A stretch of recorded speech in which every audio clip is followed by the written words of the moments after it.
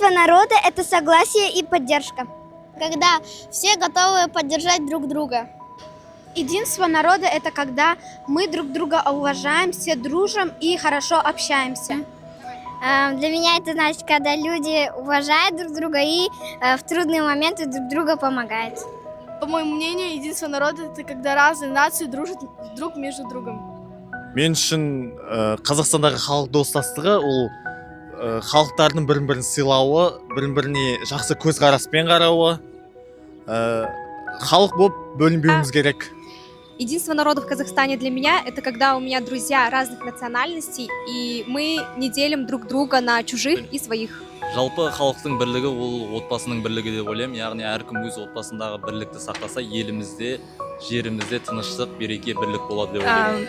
Для меня единство народа – это уважение, поддержка и сплоченность людей. У меня есть друзья других наций, и я их уважаю, и они меня уважают. Ұлттар достастығы. Біздің елімізде тек Қазақстанда көп ұлтты ел болғаннан кейін ол жақта әртүрлі ұлттан да халықтар бар. Біз барлығымыз бір-бірімізді сыйлаймыз. Неге? Себебі бұл сыйластық, бұл достық тек бір ұлттың ғана емес, бірнеше ұлттың арасындағы достық, сыйластық, бейбітшілікті, қарым-қатынасты одан әрі жақсартады.